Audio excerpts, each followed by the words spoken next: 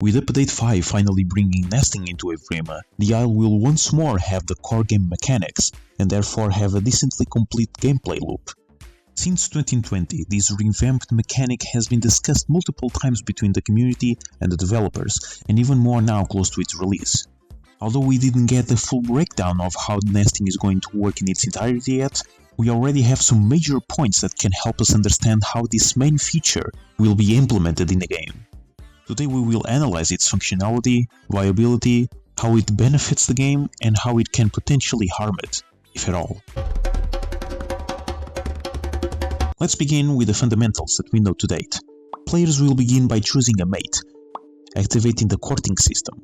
This is where the courting animations that we have been seeing for a while are used. The process is a long one and needs to be completed in order for you to form a couple with your mate. Only then both of you will be allowed to lay the foundations of the nest. The nest itself requires resources to be built. The resources and nesting area differ from species. Pterodons need to nest on cliffs or tall rock formations. Dinos close to water sources. It's pretty intuitive for the most part. Once the nest is finalized, the female can then lay the eggs. Eggs gestation will work mostly the same way as in Legacy, with the addition of a temperature system. Eggs will have a temperature preference that needs to be met. Temperature decreases over time, and players must stabilize it in order for the eggs to continue incubating. Different kinds of nests will have different levels of difficulty when it comes to this new mechanic, but all of them work the same. There's a new UI element related to temperature. This bar is divided into 4 sections: green, white, blue, and red. Blue and red represent extreme temperatures, cold and hot respectively. At this point, the eggs will start losing progress, and if it reaches 0, the egg rots and needs to be discarded. White is the neutral zone, where nothing happens, and green is the ideal range, where eggs gestate properly. Depending on the type of nest, there will be different ways to increase its temperature. The examples mentioned were if it's an exposed nest, the parents can simply lay on it, while debris nests will require extra resources to increase its temperature.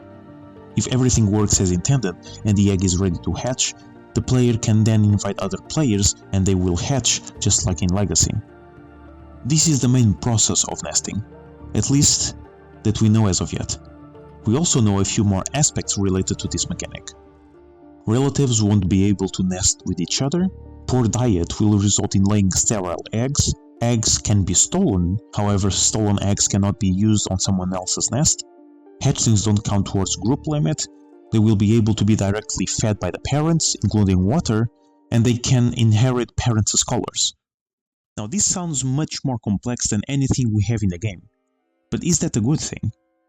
Nesting's new approach seems to indicate that developers want this mechanic to be a heavy investment from the player. The varying amount of processes and requirements we need is proof of that. The question is, can this affect the way players engage with the game overall? Yes, and in a good way actually.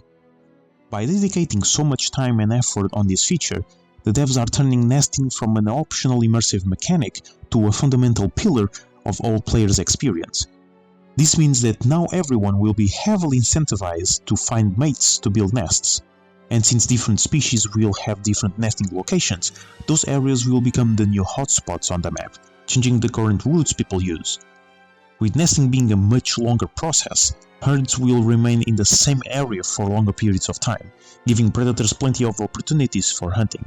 This is, in theory, an excellent idea, working in conjunction with the diet system, since females now not only need to worry about their diets for their own health, but also for the ability to lay fertile eggs. The constant necessities dinosaurs now have is surprisingly organic when it comes to game flow, although not that surprising since they are trying to simulate an ecosystem. But doing such a task with players is much harder than just AI. The complexity of the systems, even though it's a bit overkill, it also helps gameplay with its immersiveness. Limitation in this case complements the immersion the Isle is so well known for. However, the various intrinsic mechanics that the new nesting will bring will also create a new barrier for players, especially younger ones. Hopefully this won't be a major issue, and nesting will enhance our gameplay experience like never before.